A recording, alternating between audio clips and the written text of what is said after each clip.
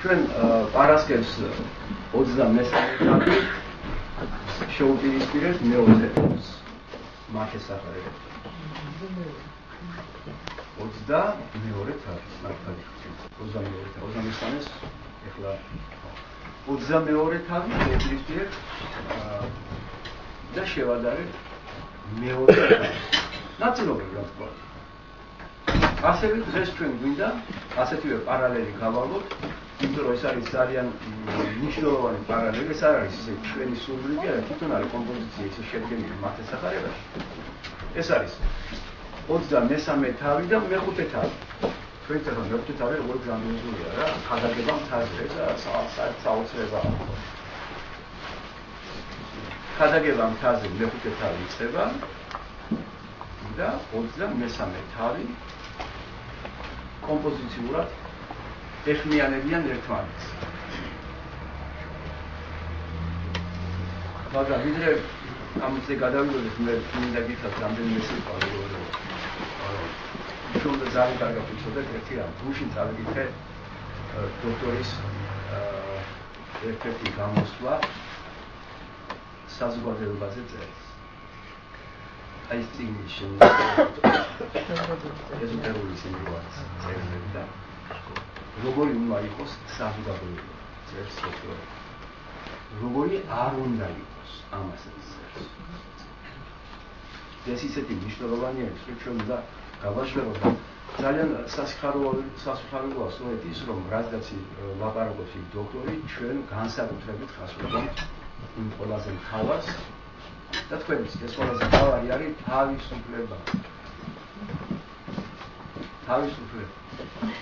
თავისუფლება სულს უნდა მოსწურდეს galaktiyon თუ გაგაცდება არა მარტო galaktiyon იცით რაც უფრო მეტი დრო გადის მე მით უფრო იცით ძალიან ღრმად გზნობ და განვიცდი და აი ესეთი მოთხოვნა მაქვს სპეციალურად რომ კიდევ და კიდევ ძალიან ბევრჯერ ვისაუბრო და იცით იმდენად რომ აი როდესაც როცა მოიქნება დრო წავალ რა როცა იქნება უნდა გაიხსენოთ რომ ეს ადამიანი თავისუფლებაზე ლაპარაკობდა მხოლოდ აი ეს იქნება ძალიან მოსენტრიცად ვარ გიტოვეთ მე ისე ანდერძად ხო 8:32 არის აბსოლუტურად სუპერლატივი არა ადრიატული არის ამას არ აქვს მნიშვნელობა იმას რომ 8:32 აბსოლუტურად სუპერლატივი არის ვინც ამ 8:32-ს ვერ ინეცნებს ვერ იაზრებს ის არ არის აზროვნებაში თუ გზნობაში თუ ნეველობაში ქრისტიანი არ არის ქრისტიანობა იწყება მხოლოდ და მხოლოდ თავისუფლებიდან მხოლოდ და მხოლოდ შემეცნების გზით თავისუფლებიდან შემეცნება და თავისუფლება აქ ეს ორი სიტყვა პაზნანია დარაგაი მე იგე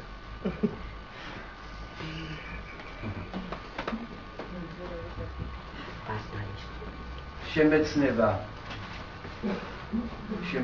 იწვევს თავისუფლებას აი მეცნიერები რომლებიც მუშაობენ იმეცნებენ სამყაროს იკვლევენ ატომებს იკვლევენ სამყაროს ბუნებას ბიოლოგია ფიზიოლოგია ისინი სუყვა და მუშაობენ შემეცნებაზე ისინი სუყვა და მოვლენ 1500 წლის განმავლობაში სულის მეცნიერებაში შემოვლენ ყველა შეეხება ოღონდ ზარმაცები ვინც არიან აი ეს ნაბატები ეს ახალგაზრდა ბალახები სარეველა ბალახები ადამიანები რო ცხოვრობენ რა სარეველა ბალახები ხო ბალახები აი ისინი ვერაფერს ვერ მიაკვლევენ ვისაც შემეცნების სურვილი არ გააჩნია ის უკვე ჩამოშორდა კაცობრიობას ის უკვე მოწყდა კაცობრიობას როდესაც პიანისტი მუშაობს 8 საათს ის ჩვენიანი ის სულის მეცნიერებისა როცა მხატვარი ხატავს როცა ყველა პროფესიას ვარ ჩამოვხვი რა გასაგებია ხომ აზრი და იდეა ხომ როცა ადამიანი შრომობს როცა ადამიანი სწავლობს როცა ადამიანი იმეცნებს სულ ერთია რომელი განშტოებით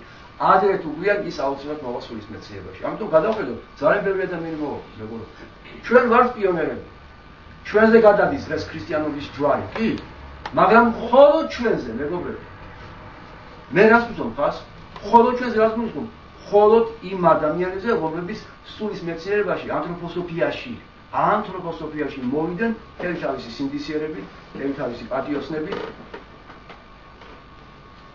და არ გვეკადრება ჩვენ მორალური შენიშვნები. სამწუხაროდ ესეთი არის რეალობა. აქაც და იქაც დოქტორი ეხვეწებოდა თავის უსმენელებს. არ იჭორა. ტული არ თქვა, არ იკადრო. ვინ უყურებდა? ღმერთი იყო, ღმერთი ადამიანი იყო ჩამოსული და იმას არ ასწეს პატივი. როგორც კი წავიდა, იმ წუთში ატყდა სასამართლო. ამ დროს როცა დაიბარა, რომ სივერსი უნდა ყოფილიყო კურატორი. და არა იტავეგმანი. იცით ხო რა ნიუანსებს ვაყოლებ ახლა? იტავეგმანი კი არის და მის გვერდზე, სივერსი იდგა გვერდზე. ეს რომ არისტოტელე ყოფილიყო, მაშინ იტავეგმანი იქნებოდა მის გვერდზე. და არის სივერსი. ესე იგი დაირღვა ხო წვილი. ისინი სულ წვილად მოდიან. აქვს სხვა წვილია რა. ეს ერთი ნიუანსი, მაგრამ მაგისთვის არ მე ვამბობ იმას, რომ დოქტორი ამბობს. აი წაიკითხეთ ეს ბოლო სხვა შორის ბოლო წერილი არის 7 წერილია თეოსოფიის საზოგადოების მიმართ და ბოლო წერილში წერს. აი გადახედეთ როგორ კარგად წერს, რა არაჩვეულებრივად წერს, რომ საზოგადოება არავითარ შემთხვევაში არ უნდა იყოს გუშინდელი დღის გამეორება. როგორც მცენარე რომ იცვლება სულ მუდამ ზრდაშია და ცვალებადობაშია და მეტამორფოზებში არისო, ასევე არავითარი დოგმა საზოგადოებაში არ უნდა იყოსო. ერთადერთ კანონს უნდა ეკონდებარებოდეს, ერთადერთს თავისუფლებას. დიდი სიხარულით ვკითხულობ ამ. არავითარი ბიუროკრატია, არავითარი რომ აი გუშინ ხო ეგეთი კანონი იყო, გუშინდელი კანონი აღარ მოხდეს დღეს. ყველაფერი უნდა იყოს მხოლოდ თავისუფლებაში. ინდივიდუალობები, რომლებიც აი ამ თავისუფლებას გაატარებენ, ისინი უნდა იყვნენ საზოგადოებაშიო. ნახეთ რა სამყარო. და ჩვენ დღეს ვხედავთ საზოგადოებაში ყველა, მარტო ჩვენთან კი არა თბილისში. ჩვენ საზოგადოება არა ხოსტორია. რომელიმე ოქმი გინახიათ საზოგადოებაში, ჩვენ ხო საზოგადოება სულის მეცნიერების მინდვრათა კავშირია, ხო? რომელიმე ოქმი გინახია. რომელიმე კრება გინახია. არაფერი არ აქვს ჩვენ. აბსოლუტურად ყველაფერი მოხსნილია ყოველგვარ ბიუროკრატიულობა სულწლიანად, ხო? მაგრამ სადაც კი საზოგადოება არის, სადაც კი წესრიგებას ემორჩილება, ყველგან არის ბიუროკრატია. და ყველაზე მთავარი რა არის, რომ მხოლოდ თავისუფალ ადამიანებს აქვთ უფლება იმონაწილეონ გამგეობაში. მე კარგად ვიცი ვინ რას წარმოადგენს. არც ერთი არ არის თავისუფალი ადამიანი. უფრო მეტიც, საერთოდ თავისუფლების ფილოსოფია არსებობს თუ არა, არ აქვს გააზრებული. ერთი არის, როცა ვინმეს ეკითხები, რომ ჩვენ წაიგებთ თავისუფლებას, რა თქმა უნდა, მათ წავუწყდება თავისუფლების ფილოსოფია. მაგრამ მე გესაუბრება ისე, რომ თავისუფლების ფილოსოფიიდან არაფერი არ წაეცვა არაფერი, ხო? აი რახან ბუნებრივად მივედი ამ ადგილას, მე ემილ ბოკის სიტყვას წაგიკითხავ. ემილ ბოკის სიტყვას წაგიკითხავ. გაუცდებით, რომ ემილ ბოკი, რომელიც 30 წელს ასაკში აცილებდა დოქტორს, 25 წელს გარდაიცვალა, ხო დოქტორი და ამ დროს ემილ ბოკი იყო 30 წლის. იმის შემდეგ იცოცხლა დიდხანს და 59 წელს გარდაიცვალა. ნახეთ რა წერია ქადაგებამ ფაზე. Нагорная проповедь не ставит собой задачи указать путь морального совершенствования для всего человечества. Обов'язково так. Ара, კიდევ ხო წაიკითხო, არა. ამას მე რამდენჯერ წაიკითხე, მე ეს ამოიწერეთ ეს ციტატი. და როცა იწვენ ემილ ბოკს აი საჩვენ. აი ემილ ბოკი მინდა. და ამისანა ციტატა არის სავსე. აი 300 გვერდიანი წიგნი არის ემილ ბოქი, ხო? სავსე ეს დოკუმენტით გასწრებულია. მე გეკითხეთ თავისუფლების ფილოსოფია რამე არის აქედან? ესე იგი ნაგორნაი პროპოვეც თურმე მთელი კაცობრიობისათვის კი არ არის, მარტო მგლებისათვის არის. გაგიგიათ ეგეთი რაღაცა. აი დავგეკითხოთ მე სიტყვას დავამოწერე. რომ დავუშვათ, ეხლა თქვენ კი არ გეპარებათ ეჭვი რა ქვია. მაგრამ მაინც ხო ის დოკუმენტის სხვა არის რა, თვალწინ გაჩვენეთ სხვა არის. მე შემიძლია ჩემი სიტყვით მეთქვა, მაგრამ ამოვწერე სპეციალურად ძალიან ქვია, არ მინდოდა დრო დამეკარგა, მაგრამ რა ვქნა. Нагорная проповедь не ставит своей задачей указать путь морального совершенствования для всего человечества. ესე იგი, მთელ კაცობრიობას არ უსახავს მორალური სრულყოფილების გზას. მთელ კაცობრიობას ამავის მარტო შეიძლება. Она указывает путь подготовки ко вполне определенной профессии священников. Ესე იგი, Нагорная проповедь только для священников, которые избрали своей профессией пасторство. Нагорная проповедь только для них, не для всего человечества. Садари докторизм მოწაფეობა. Садари თავისუფლების ფილოსოფია, მეგობრებო. Да, ну пастор же, он, ну так сказать, ну понятно, да. Которую могут избрать и исполнять далеко не все люди. Нагорную проповедь. Только священники могут это исполнять. Как раз наоборот, священники и пасторы больше, чамосули ყოფილ, армия დავასახელო რა იმ სახელების სულეულებია რომ უფლებული არის სახელები. ჩამოსულები არიან, მე მინახავს პასტორები. ეს თუ ბიზნესმენები რომ არიან და არაფერი პასტორს რო აწააციათ. კიდე ევროპიდან, კიდე რუსეთიდან, კიდე საიდან ჩამოსულები. ამაძეც ესე მიდიხი. ეხლა მე რო ამომეწერა, მაშინ მთელი ის კომიუნიკაცია წამომიღო. სავსე არის ასეთ წინადადები. ამას იმიტომ გეუბნებით, რომ ერთი არის, როცა ჩვენ ვლაპარაკობთ თავისუფლებაზე, მეორეა, როცა თავისუფლება ჩვენს ფსიქიკაში, ჩვენს ცნობიერებაში, ჩვენს მსოფლმხედველობაში არის თუ არა გამოხატული, როგორც წარმართველი ძალა. ძალიან ძნელია, მე ვიცი რომ ძალიან ძნელია, მაგრამ ჩვენ უნდა ვიცოდეთ, რომ ჩვენი იდეალი არის 8:32. ჩვენი იდეალი არის 8:8. ჩვენი იდეალი არის თავისუფლებისაკენ სწრაფვა. და აი იმ წერილში, რომელიც ჩვენ დაიწერა და მოგეცით, იქ წერია, რომ ადამიანის თავისუფლების ხარისხი იზრდება შემეცნების, ამაღლების კვლავ და კვლავ. ეს აფორიზმი არის идеальный. Степень совершенства, степень свободы повышается параллельно степенью познания. Когда мы возвышаем все время познание, степень свободы возвышается. Это адекватно все. ეს არის იდეალური ფორმულირება. ჩვენ კარგად ვიცით, მეგობრებო, რომ ეკლესია აუცილებელი არის. ასევე აუცილებელი არის ქრისტიანული თემა. აუცილებელი არის კიდევ დაუშვათ სხვადასხვა განშტოებები ანთროპოსოფიაში იქნება სულის მეცნიერებაში, ეს არის ვალდორფის სკოლა, ეს ყველაფერი აუცილებელი არის ჩვენ ეს ვიცით, მაგრამ როგორც მზის სისტემაში მზე ერთია და მე პლანეტები სხვა არის და მზეს უჭირავს ცენტრალური ფუნქცია და მზიდან გვაქვს ჩვენ სიცოცხლე, სინათლე და სიყვარული და ყველაფერი, ასევე ანთროპოსოფია ყველაფერი. დოქტორი რო გამოვლინდა, რა მოიტანა დოქტორმა? დოქტორს არ მოუტანია ვალდორფის ევრიტმის არა, დოქტორი გამოვლინდა როგორც ბრძენი, როგორც მასწავლებელი, ჯერ უპირველესად და შემდეგ უკვე სხვადასხვა განშტოებები. როდესაც განშტოება ცხოვრობს სიცოცხლის ხის გარეშე, ანუ ანთროპოსოფიის გარეშე, ანუ სიბრძნის გარეშე, ღვთისმშობლის სიბრძნის გარეშე, ისინი ყველა გახმება. სამწუხაროდ ეს არ იცის დღესაც ადამიანებმა ძალიან ბევრმა არ იცის.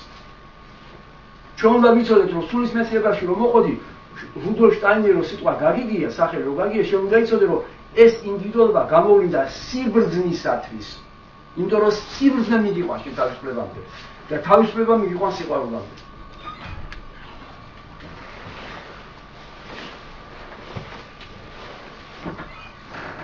ვისაც სიბრძნე არ სურს, ვისაც შემეცნება არ სურს, მას არ სურს მივიდეს თავისუფლებამდე, განახორციელოს თავისუფლება. მას არ სურს სიყვარული. ესე იგი, მას არ სურს იყოს ქრისტიანი.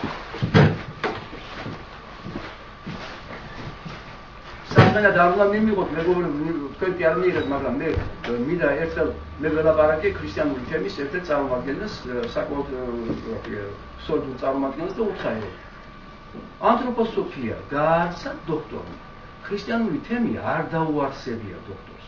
ეს არის ძალიან კარგად გამოკვეთილი ალმანახის პირველ ნომერში, როდესაც საზოგადოება შეიქმნა, მაშინ ჩვენ მივიღეთ დავალება, გადმოგვეთარგმნა სწორედ ის წერილი, სადაც დოქტორი წერს, რაში მდგომარეობს არსი ქრისტიანული თემის, ანთროპოსოფიის, თეოსოფიის და ასე შემდეგ. იქ არის კარგად გამოკვეთილი და მე მისაყუდურებს კიდევ რაღაცა მანდ ეს წერილი დაწერეო. ის დაგეწერაო, სადაც დოქტორი აქებსო ქრისტიანულ თემს. ქრისტიანულ თემს აქებს, როგორ არ აქებს, მაგრამ ამბობს, რომ ქრისტიანული თემი ოდესღაც უნდა შეერწყას ანთროპოსოფიას. სიტყვა სიტყვით გეუბნებით მე ძირითადად სიტყვა სიტყვით გეუბნებით დოქტორის სიტყვებს.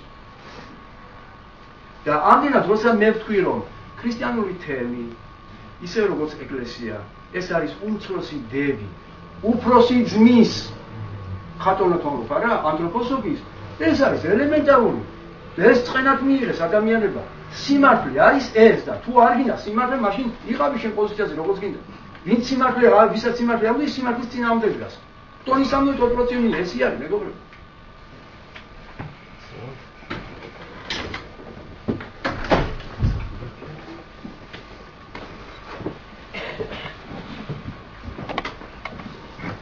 ეკლესია აუცილებელი არის, იმიტომ რომ ამდენ ხალხს, რომელსაც არ ძალუს, შეცვლეს უმაღლეს სიბრძნეს, ის ჯერ უნდა გაიზარდოს. მან უნდა მიიღოს ჩვევები, ეკლესიური ჩვევები არაქოლოდ მოთმინება არის, მორჩილება არის, რაღაცა მოსიწება არის, გრძნობაც სამყაროში, ემოციებში მოუწესრიგდეს რაღაცები. მერე შემდეგ ინკარნაციაში ნახავს, რომ ეს იყო პირველი 4 წლები, ან 7 წლები იქნება. მე უნდა გადავიდეს 10 წლებში, ხომ ადამიანი, ხო? თუ კონსერვატორიის დამთავრება უნდა უცბად ვერ შევა კონსერვატორიაში, ხო? აკადემია სულის მეცნიერება, ანთროპოსოფია არის უმაღლესი ეშელონი. ამიტომ ეს უმაღლესი ყველას არ შეუძლია. ყველა ამისთვის არ არის ინკარნირებული. ამიტომ არის უფრო დაბალი ინსტანციები აუცილებელი. ეხლა ეს არის რეალობა და თუ იმეს უნდა რომ ანთროპოსოფიას თავზე წამოაჩინოს, გინდა ეკლესია, გინდა ქრისტიანობა, ეს არ არის სწორი მეგობრებო. ეს არის რეალობა, იმიტომ რომ მაშინ ეს იგივე ნიშნავს, რომ დოქტორზე მეტი რაღაცა შემოიტანა. დოქტორმა მოიტანა ანთროპოსოფია. Anthropos человек мудрость. ანუ человек и божественная мать. София, Дева София. ეს მოიტანა დოქტორმა. და დანარჩენი ყველაფერი და თვითონ დოქტორი ამბობს, რომ მე მთხოვეს ახალგაზრდება ის გულისხმობს. ემილბობს გულისხმობს. რიდერმაიერს გულისხმობს. ის ძალიან ახალგაზრდები იყო, როცა დოქტორი უკვე იყო ასაკში. როცა უკვე 60 წლის იყო დოქტორი, ისინი იყვნენ 27-28 წლის ბიჭები იყვნენ. და მთხოვესო, რომ როგორ ავაშენოთ ქრისტიანული თემი და მე დავარიგეო. და ძალიან ხშირად გაიგონებ ცილის წამებას, რომ დოქტორმა ააშენა ქრისტიანული თემი. არ არის ეს სიცრუეა, მეგობრებო. ეს არის პირდაპირ ტყუილი. რატომ უნდა კადრულობდეს ადამიანი ტყუილს? იმიტომ რომ არასწორად უნდა რომ ადამიანებს მიაწოდოს ქრისტიანული თემი. ამაში არის მთელი ტრაგედია. სიმართლე თქვი, სიმართლე არის ეს. ახალგაზრდება მთხოვეს და ახალგაზრდება დაიწყეს, იმიტომ რომ იქ ხომ ეკლესიამ ხო დიდი ხანია დაკარგა. დაუშვათ გარდაცვლილი როცა მიდის, როგორი წესი უნდა აუგო, ხო? ეს დავიწყებულია. ქრისტიანულ თემში შემორჩენილია შესანიშნავად. ნებისმიერმა დღეს ნებისმიერ პასტორმა, სულმა თუ კარმა, ყველა მიწის ის წესშეულება და სწორად აკეთებს ამ წესშეულებას. ასევე დაბადება, ასევე ნათლობა, ყველაფერი სწორად მიდის იქ. მე ვამბობ ფორმალურობის მხრივ. ეკლესიამ ეს დაკარგა თქმა უნდა. ამიტომ ქრისტიანული თემი რა თქმა უნდა, ეკლესიას 100 თავი გვექნება, რა თქმა უნდა. მაგრამ მილიონი თავით ვერა. ხო?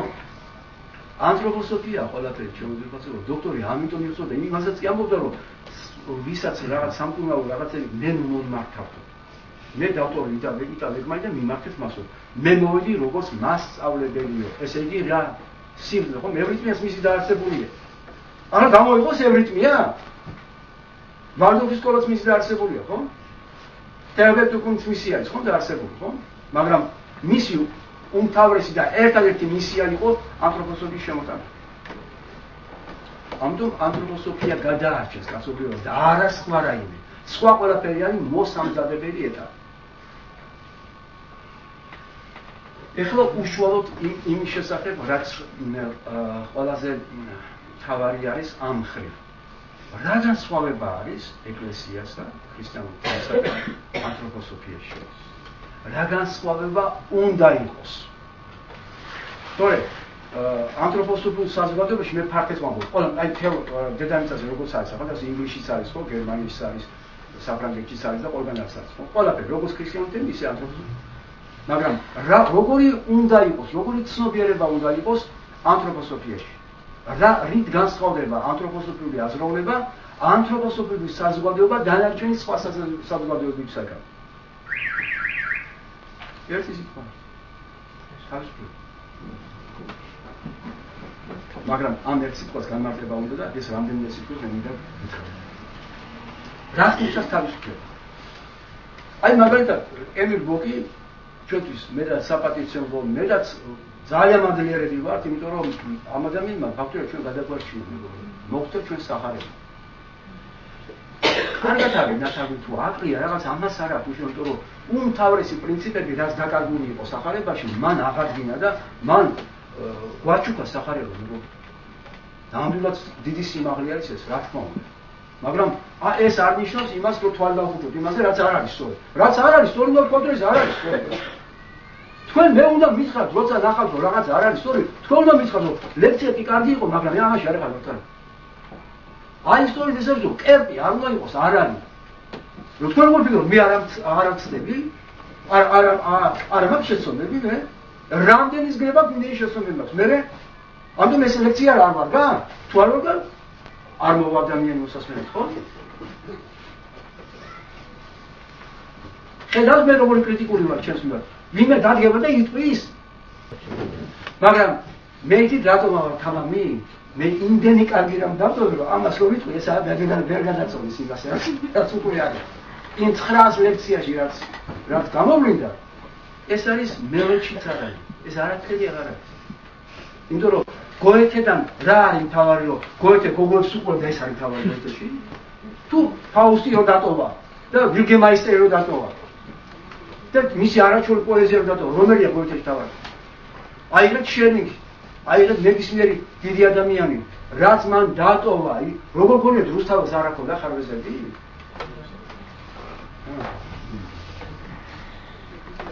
არა, მოწაფეებს არ გონდა ხარვეზები? ემილ ბოკი რომ არაჩვეულად აკრიტიკებს იოანეს გარდა ყველას. სწორი. მაგრამ სიყვარული არ აჩანს სხვა მოწაფეების მიმართ და არც იოანეს მიმართ ჩანს დამოკიდებული ვარ ნამდვილად. ჩვენ ამაზე ვისაუბრებთ, მაგრამ მე რა მინდა გითხრათ, იცით რომ ყოველთვის ყველაფერს კრიტიკულად უნდა შეხედოთ. კრიტიკულად უნდა შეხედოთ. როცა თქვენ ნახატს უყურებთ, კრიტიკულად უნდა შეხედოთ. ნამდვილად კარგი ნახატია თუ ამას რეკლამირების შემდეგ. როცა ჩამოდის პიანისტი, ხომ? ჩამოვიდა ხომ პიანისტი? რამდენჯერ მინახავს რომ უნიჭო პიანისტი უკრავს და აქტუალურია, იმიტომ რომ იმას რაღაცა სახელი აქვს გარკვეული. და ასე შემდეგ, ხო? კრიტიკულად ყველაფრის უნდა. ეგ არის გულუყურო ცნობიერების გადალახვა. ძალიან ძნელი. რა განსხვავება არის ანთროპოსოფიურ ცნობიერებასა და დანარჩენ სხვა ყველა ცნობიერებას შორის, მათ შორის ეკლესია, ქრისტიანული და ასე შემდეგ სულ ყველა. ნება დაიღეთ საზოგადოებები, რაც კი არის თბილისში, ხომ? ყველა საზოგადოება, კრიშნაიზმის, ბუდიზმის, რელიგიის, სულ ყველა რაც გინდა, სულ ყველა განსხვავება ერთი არის. ეს განსხვავება არის ასეთი. უпростоოდ აი ძალიან ადვილად რომ ვიტყვი, ეს განსხვავება არის დოგმატურ ცნობიერებასა და თავისუფალ ცნობიერებას შორის. დოგმატური რას არის? დოგმატური მაგალითად ემილ ბოკი თავაზობს ასე რომ მღვდელიო, რომელთანაც შენ მიხვალო, შენი დაუშვათ წუხილით. შენი პრობლემებითო. მღვდელი ვალდებული არისო, რომ შენო და მუგეში მოქცესო, დაგარიგოსო, მერე გაიხარდოსო, სამოსველი პლაშო და ისიც მოქცესო. ეს არის მოვალეობაზე ლაპარაკი. იმის მაგივრად რომ მას ეთქვა ასეთი რამ. მღვდელი მაშინ არის მღვდელი, როცა ის თავისი თავისუფლებიდან აღწევს იდეის გაკეთებას, რასაც ფორმალურად ეს არის განსხვავება. როცა შენ ჯერ არ შეგიძლია თავისუფლებიდან სიყვარულის განხორციელება და მტრის სიყვარულის განხორციელება, მაშინ შენ რა თქმა უნდა შეეცადო და ფორმალურად მაინც გააკეთოს იქეთე. რა თქმა უნდა ეს კეთილი ამბავია, მაგრამ ეს არ არის თავისუფლების ფილოსოფიის იდეალი. თავისუფლების ფილოსოფიის იდეალი და სახარების იდეალი არის გიყვარდეს მტერი შენი.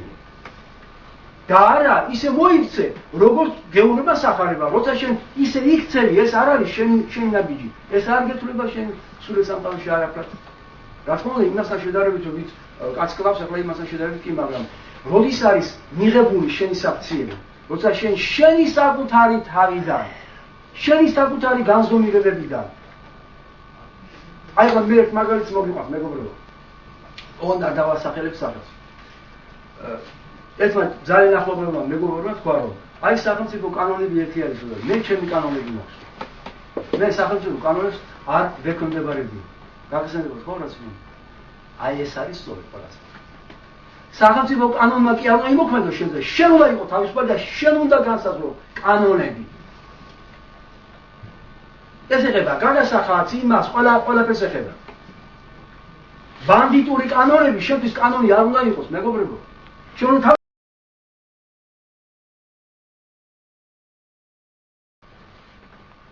გამიგეთ არა?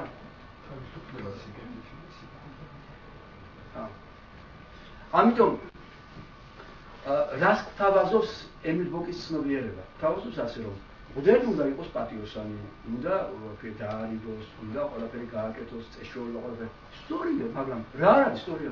ეს ყველაფერი არის მოვალეობა და არა თვითარსი. და არა შენი საკუთარი შემეცნებიდან და შენი საკუთარი საქციელიდან გაკეთებული ესა. ეს არის ის რომ აი მე მიწერია სახალხოში, მე ამას ვაკეთებ, მე ხო სწორედ ვიქცევი, მე ხო კეთილად ვიქცევი, კი კეთილად ვიქცევი, მაგრამ ეს არ არის თავისუფლების საქციელი. თავისუფლება არის იმაში, როდესაც შენ თვითონ ხქმი მორალურ კანონებს, ეს არის მარალიანი ფანტაზია. შენ თვითონ ხქმი მორალურ კანონებს. და იმ შენ შექმნილ მორალურ კანონებს შენვე ექვემდებარები, იმიტომ რომ შენ უკვე გარედან კი არ აქვს ეს წესჩვეულება მიღებული. შენი შიდა არსიდან აკეთებ ამას. და მაშინ უკვე მოვალეობას არაფერი აზრი არ აქვს, იმიტომ რომ რომელ მოვალეობაზე ლაპარაკობთ, შენი თავიდან დაბადა ის კანონი, რომელიც ეხმიერება სახალხის გაუცელებულ კანონს. მე რამდენჯერ მიქარ პრიმიტიულ მაგალითს გეტყვი. გაუვარე მაგალითად მათხოვას, ხო? ეხლა სინდისი ქეშის რომ არ მისე ძუნწი ხარ. მისე და არ გინდა, მაგრამ მე მაინც მიეცი, ხო? ეს არ არის თავისუფალი საქციელი. ეს არის იმ ვალის მოხდა, რომელიც ჩემ კანონებიდან ნაკარნახები გაქვს. გამიგეთ არა მეგობრებო, ისე იგი ფორმალურად გაკეთებული სიკეთე არ არის სიკეთე თავისუფლების ფილოსოფია გეუბნება. და გეუბნება მას ანთროპოსოფია და ამას გეუბნება დოქტორი. აი როცა შენი საკუთარი კანონები გაქვს და ის კანონები არის მორალური და ის კანონები მთლიანად ემთხვევა სახალხებას, აი ეს არის თავისუფლება. ანუ შენი საკუთარი კანონები გაგაჩნია, შენი საკუთარი. და ეს შიგნიდან არის შენი საკუთარი კანონები დაბადებული. შენი ცნობიდან, შენი ცნობიერებიდან და არა, დაუშვათ სახალხებას თავისუფლება, უი რა კარგია, მოდი ესე მოვიქცევი. ეს არ არის. ეს არის სწავლის პერიოდი. ეს ასე უნდა იყოს, მაშინ დაიშვება სულ ყველაფერი, ხო? რა თქმა უნდა, სანამ შენ თავისუფალ ფანტაზიებს არ მიაღწევ, რა თქმა უნდა, მანამდე შენ გჭირდება გარიგება, შენ გჭირდება დოგმები, შენ გჭირდება ეკლესია, შენ გჭირდება სწორედ აი ესეთი გამზადებული მზაცნებები და ამას უნდა დაეკონდება, მაგრამ მაშინ ანარქია იქნება. ამას კი არ ვამბობ ჩვენ.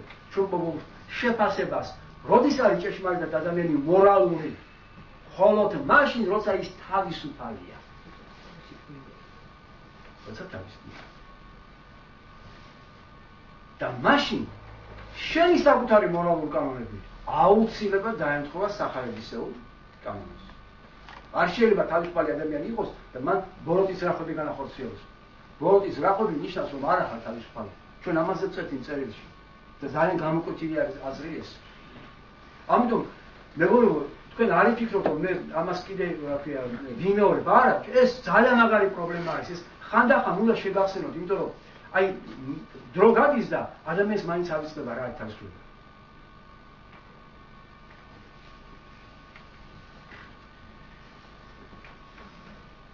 აი როდესაც ჩვენ ამას ძალიან კარგად გავიაზრებთ, მაშინ ჩვენ მზართავართ წავიკითხოთ ნაგორნოე პროპორცია.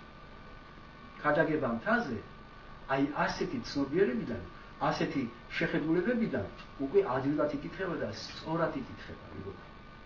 ამიტომ შემთხვევით არ არის, რომ მე წინ წაუძღვარე სწორედ ეს სიტყვები მეხუთე თავს. მათე სახარების მეხუთე თავი არის შედევრი, უბრალესი შედევრი საერთოდ ლიტერატურაში, დედამიწაზე. მე როგორ ეხლა გამახსენდა, პირველად გამახსენდა, თუმცა რამდენჯერ გამხსენებია, ჯერ სახარება არ ქონდა წაკითხული კონსერვატორიაში ვიყავი და ინგლისური ენის მასწავლებელმა მითხრა, ევანგელие – это литературный шедевр. და გამიკვირდა ის პირველად. ვიგე როგორ თუ ლიტერატურული შედევრი არის, რომ შეიძლება ასწავლოთ ხოლმე, რომ მაშინ მხატვრული ლიტერატურას დაიმოყავდა და ერთ-ერთი იმპულსი ის იყო, რომ სახარება წამაკითხა. ერთ-ერთი იმპულსი. ესე იგი, ლიტერატურული შედევრი არის. სახარება და მათ შორის მეხუთე, მეექვსე, მეშვიდე თავი. ეს არის საკუთარი შედევრი არის, ლიტერატურული შედევრი არის, ეზოტერული შედევრი არის ყველანაირად. ეხლა უფრო კონკრეტულად.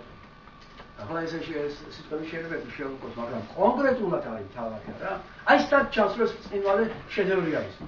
ერთი მის კომპოზიციაში. კომპოზიცია არის ისე რომ ვერაფერს ვერ გადაადგილი. ყველაფერი თავის ადგილზე არის ამოწერილი, ხო? ჩვენ ამაზე შარშან და შარშანზე ვილაპარაკეთ. ეხლა მე ცოტა სხვა კუთხით მინდა გავაშვებო და ამიტომ დავუბრუნდი ამას 23 თაღთან დაკავშირებით. ესა უბრწყინვალესი ის არის. მეგობრებო, აი უპირველესად ფაქტიურად სახარება გადაიშლება ჩვენს წინაშე მეხუთე თავიდან. მათე სახარების მეხუთე თავი იწყება მოძღვრება, იწყება ქრისტიანული მოძღვრება, თუმცა ჩვენ ვიცით რომ ახლა სამი ცნუნება რო გავიარეთ, ეს სამი ცნუება არის ეს ტიტანური კოლონები ჩვენი აზროვნების. თუ ჩვენ კარგად გავიაზრებთ აი ამ სამ ცნუდებას, მე აღარ გვინდა. დოქტორმა რო თქვა, მე რო დავწერეო თავისუფლად ფილოსოფია, მე რო დავწერე კაგდასიუს პაზნალიოვის შეხვედრა, აინერიძენი რო დავწერეო, მე არაფერი არ დამეწევა. ყველაფერი იქ არის, მაგრამ მე დავინახე რომ ხალხი ვერ მოიკითხა ხალხმა და მომიწია 360 ტომის დაწერა უნდა. აი ამ თვალსაზრისით გეუბნებით რომ თუ ჩვენ ღრმად გავიაზრებთ სამ ცნებას, შეიძლება ითქვას რომ მე არაფერი წასაკითხი აღარ აქვს, იმიტომ რომ თუ ამას ჩვენ შევწდებით, აი თავისუფლებიდან თუ შევწდებით ამას, ინტუიციური ცნობიერებიდან თუ შევწდებით, მე რომ მაგრამ ახლა ეს ხო ძნელია რა. ეხლა ჩვეულებრივ ადამიანის ცნობიერებას ამას ხო ვერ მიაწვი ესე რა. მაგრამ ასია თუ ისია სახარება აი ამ სამი ცნების სცენიდან იწყება და ყველაფერი არის მოცემული. მერე სახარება უნდება აი ამ სამი ცნების დეტალურ განმარტებას და გარჩევას. გამიგეთ არა მეგობრებო, ხო? აი ამ თვალსაზრისით გეუბნებით რომ როდესაც სამი ცნება გავიარეთ, შემდეგ მათე უკვე იწყებს კონკრეტულად იწყებს ახსნას თუ რა არის ქრისტიანობა. და ეს არის სწორედ მეხუთე თავიდან დაწყება. მეხუთე თავში მაცხოვარი ამზადებს უპირველესად თავის მოწაფეებს სამოციქულოდ. Для апостольства. Моцикули апостол. Для апостольства готовы своих близких учеников. მაგრამ ეს არ ნიშნავს ენდოსოტერია მარტო მოწაფეებისათვის. ერთი ხო არის რეინკარნაცია რა. რეინკარნაციაში ყველა ადამიანი წაიწვა სამ მეხუთე თავს და ისიც გარიგებული იქნება, ხო? აი ამ მოძღვრებით, ხო?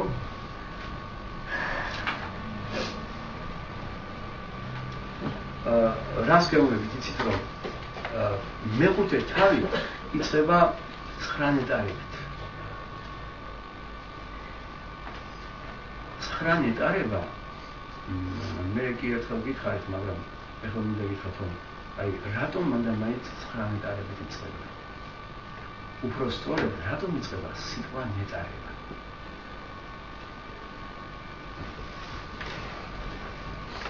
ნეტარებით იწყება ქრისტიანობა იმიტომ რომ მათეს სურს გამოხატოს ორი ურთიერთშეპირისპირებული მდგომარეობა ადამიანში. ერთი არის ნეტარება და მეორე არის ის, რაც მე რამდენჯერმე თქვი და მახსოვს, სიამოვნება. ნეტარება უპირისპირდება სიამოვნებას. და მათემ აი ესე კი არ გამოხატა რომ აი ნეტარება, აი სიამოვნება. გენიალურად გამოხატა მათემ. აი ნეტარება და აი ვაი. 23 თავში 9 ჯერ ისმის ვაი თქვენ, ვინც ნეტარმი არ ახართ. ჩვენ ამას ესე გამიხილეთ დღესასწაულს. მე რის თქმა უნდა იცით რომ სიამოვნებაზე როცა ადამიანი უარს იტყვის თავისი მოწიფულობის შედეგად, მაშინ არის ის ნეტარების სიამოვნება. ატრის შენია განდგომა სიამოვნებიდან ნიშნავს იმას, რომ ადამიანი ავიდა მოწაფეობის სიმაღლეზე. მე ძალიან თქოს რომ მიაქცევთ ყურადღება იმას, რასაც ახლა გეტყვით. ადამიანის სამი მაცდური ძალა, სამი ცდურება გამოიხატება ერთ სიტყვაში.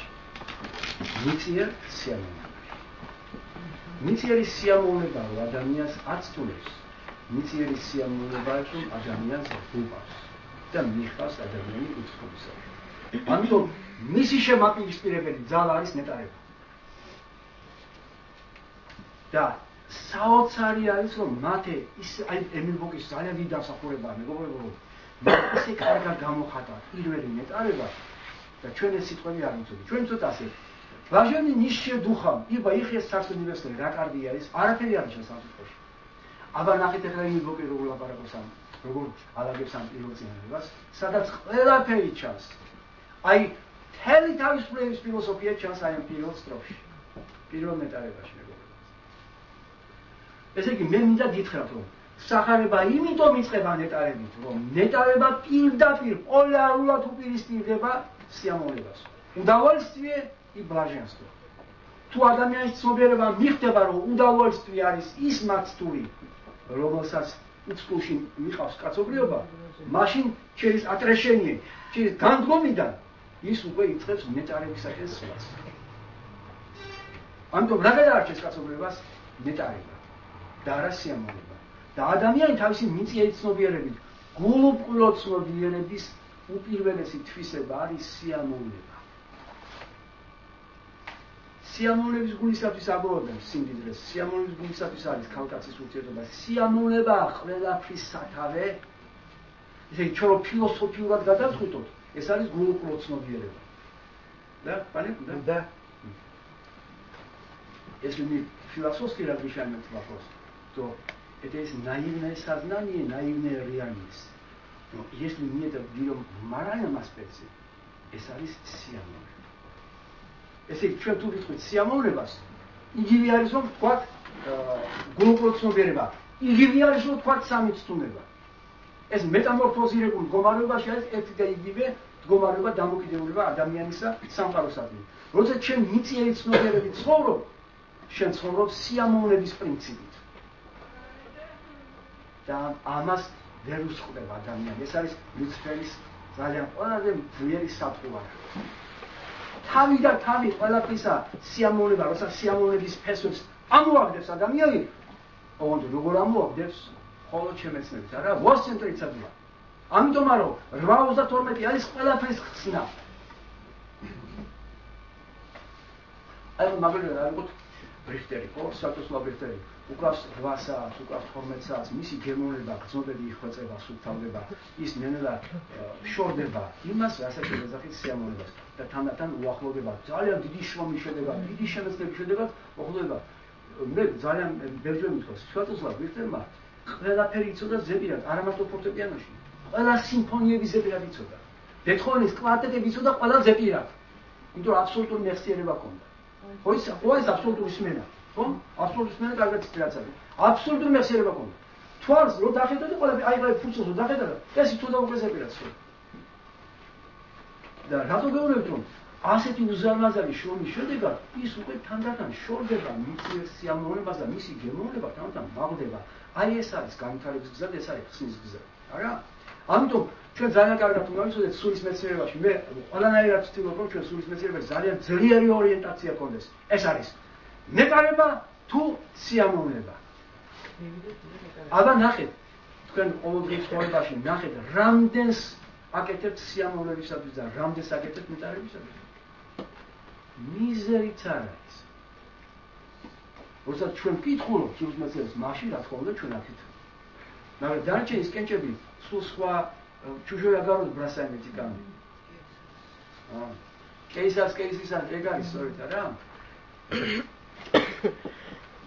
ამიტომ მათე სულიად არა მარტო სამართლიანად, არამედ ძალიან დიდი სიბრძნიდან იწყებს ნეტარებით.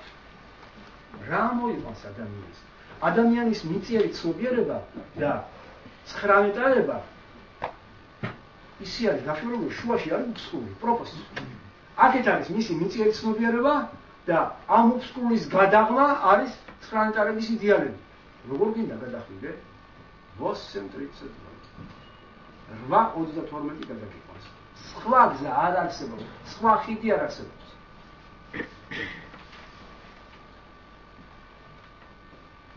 ამიტომ იცით, აი ეს მე მახსოვს რომ ბევრჯერ მაგრამ დღესაც კიდევ ერთი ძალიან ძლიერად მინდა რომ ჩვენ ეს კარგად ვიცოდეთ, იმიტომ რომ იცით მეგობრებო, ძალიან ძნელია დაუსხდე ლუციფერს. ძალიან ძნელია. საიდან შემოვა ადამიანში ლუციფერი. ჩვენ ხო კარგად ვიცით რა? ქებით და კუდით და დრაკონის ხეობით კი არ მოდის. ის მოდის სიამოვნებიდან. აი, ვის ღრინობას წონს, ვის დავუშვათ ბრიჯიტ ბარდო, ვის დავუშვათ კუპჩენკო, ვის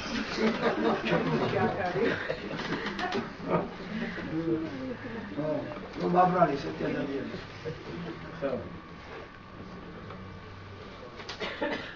მაგრამ თავი და თავი არის სიამოვნება.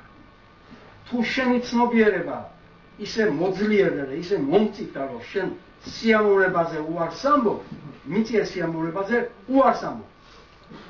ეხლა ის დრო არ დადგება, მეგობრებო, რომ ეს არის, ახლა როგორ ვთქვათ, ეს არის დიდი ზარაფხანა სიმაღლე, როცა შენთვის სიამოვნება უკვე შხამია. ახლა ეს სხვა სიმაღლეა. დოქტორისათვის არ არსებობდა სიამოვნება. დოქტორი პირდაპირ მოვიდა ნეტარი. დოქტორი მოვიდა პირდაპირ ეს ამბობს. იმა უკვე გაიარა ინკარნაციელი. ყველაფერი გაიარა. ის მოდის უკვე როცა დაიბადა, შეიძლება ქრისტიან როზენკროიცერზე ჩვენ ვთქვათ, რომ იცით რა, რაღაცები კიდევ აინტერესებდა, ახლა გვერდე კი არის როგორც.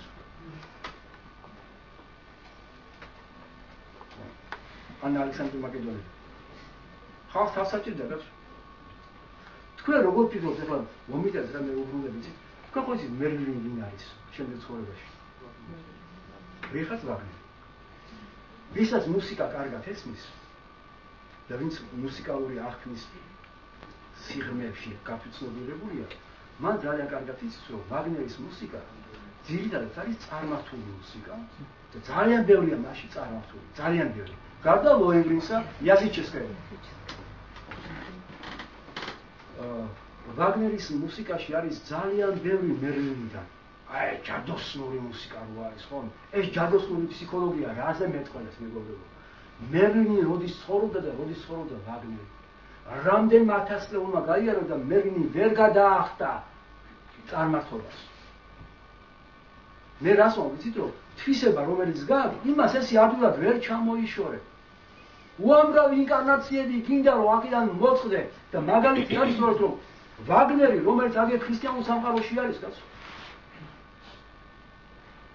ბეთჰოვენის შემდეგ ცხოვრობს. უშუალოდ. და მე-19 საუკუნე მალე მიიწურება. მე 1900 წელი. 1800 წელი. 1800 წელი გამოაკეთე კიდე მერლინის ეპოქაირებ. ესე იგი, ამდენი წლების განმავლობაში ვერ ჩამოიშორა წარმართობა და ვერ გაქრისტიანდა სული. ეს ადვილი არ არის და იმას გეუბნებით, რომ ალექსანდრე მაკედონელი, რომელიც 150 წელი ჩვენ წელთაღრიცხვამდე სადღაც ისე იგი მესამე საუკუნე ჩვენ წელთაღრიცხვამდე უბრალოდ იმიტომ მიქაელის ეპოქა დამთავრდა 150. მესამე საუკუნეში რომ მახვილი ეჭირა და ხალხს ხოცავდა, ის ესე ადვილად ვერ გაგმოვა ქრისტიანულ ცნობიერებაში. ვერც იმასწავლებელი, მეგობრებო. აქ ეგრეც იყო, რომ რეინკარნაცია ვერ აღიარა 1300 წლის შემდეგ. ესე ადვილი არ არის, გარკვეული რაღაცა, როცა ძალიან ძლიერ თვისება გაქვს იმის ჩამოშორება.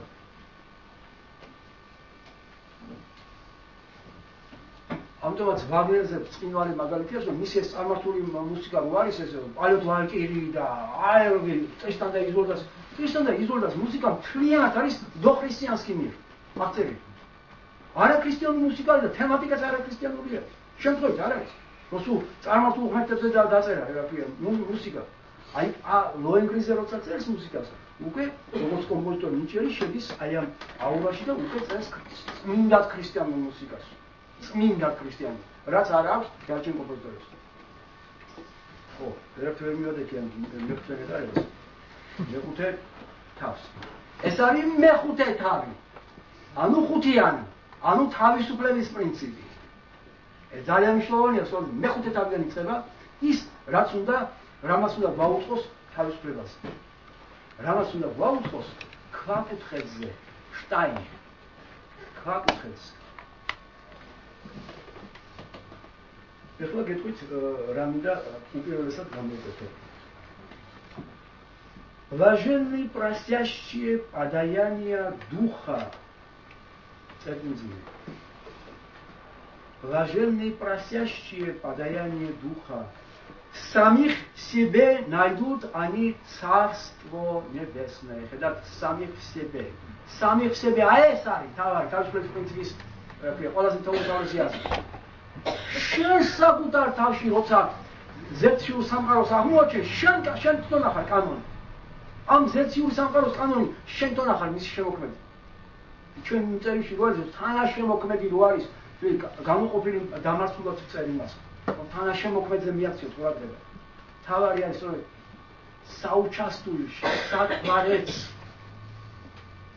ამიტომ როცა ცოტა სასუფეველო შენში ხედა, როცა შენ ხედა რომ თელი თავი სამყარო, იერარქიები, ჯოჯოხეთი, ზეცა, ყველაფერი შენ ატარებ, შენ ახარ კანონის შემოქმედი. მაშინ შენ გარედან არაფერს არ ემორჩილები, შენივე შინაგან კანონებს, ის რაც შენ გიყვარს, ის რაც შენ მოგწონს, ის რაც უძვირფასესია, ოღონდ შენ საკუთარ თავში დაბადებული. შენ მიერ დაბადებული. მაგრამ ეს არის მეორე ფრაზა. პირველ ფრაზას მიაქცევთ ყურადღება, მაქსიმალური ყურადღება მოგებთ. Блаженные просящие подаяния духа. მე მინდა ქართულად ვკითხოთ ეს. ნეტარ არიან სულის საბოძვართა თხოვნები. Блаженные просящие, что они просят? Подаяния духа. Подаяние мравловит рицкое. Подаяние духа კი არა. Подаяние духа. ესე იგი სულის საბოძვრები. აი ეს რომ სულიდან მოდის ეს საბოძვრები, აი ამას როცა ითხოვ. აი ის მეტყვი როცა ლაპარაკობს სულს ამბობს არა? აქ ის ხო ყოველთვის წმინდა სული. ეხლა წავიდეთ ეს ინერგია. ნეტარ არიან სული წმინდის საბოძვართა სურველები, რომლებიც ითხოვენ აი ამას. ესე იგი ჩვენ რომლებიც ჭეშმარიტად ვთხოვობთ სულიწმინდიდან სულს, ვინ არის სულიწმინდა? თუ არა, უშუალოდ სულიწმინდას ჩვენ ვერ შეხედავთ, ხო? ვინ უნდა იყოს შუაში? ვერ შეხედავთ. რა თქმა უნდა, ხო? ერთშობ წინვალებს, ხო, სწორია, როგორც გიდასვან შეიტყოს, სწორ პასუხს მაგდენ. ესე იგი, სულიწმინდის საგანძურიდან მოდის უსასრულო უძვირფასესი აზრები, განცდები და ასე შემდეგ, ხო? ეს რაც მოდის შენ ამისი წყურვილი უნდა გქონდეს, შენ თხოვნობდი ამას და აი ეს არის ნეტარების პირველი აუცილებელი პირობა. ესე იგი, ვისაც სულის მეცნიერება სწურია, ის უკვე ნეტარებაში შედის და ნეტარებას ახორციელებს იმდენად, რამდენადაც მას წყურია ანთროპოსოფიური ლიტერატურის შესიზღვრება. პანებინა? ასროლებს.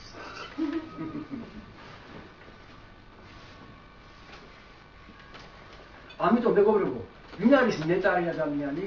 მათეს საკითხის მიხედვით ნეტარი ადამიანი არის, ვისაც სწურია სულის მეცნიერება.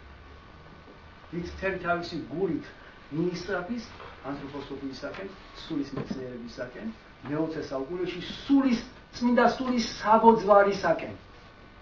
აი ამას ნიშნავს ნეტარი არიან блаженные просящие подаяния духа. Подавайте святой дух. Не жаждем этого. აი ეს არის ნეტარი. ამიტომ როცა თქვენ კითხულობთ სულის მეცნიერებას, თქვენ შედიხართ ნეტარებაში. რამდენად სერიოზულად კითხულობთ სულის მეცნიერებას, იმდენად უკვე ნეტარებაში მონაწილეობთ, უბრალოდ ძალიან დიდ ხანს უნდა იყოთ, რომ მე იგრძნოთ კონკრეტულად, რომ მართლა სულის მინდაში ხარ და მართლა ნეტარებაში. ამისი ძალიან კონკრეტული განცდა იწყება 21 წლიდან. ასაკზე კი არ ვამბობ, სტაჟზე ვამბობ.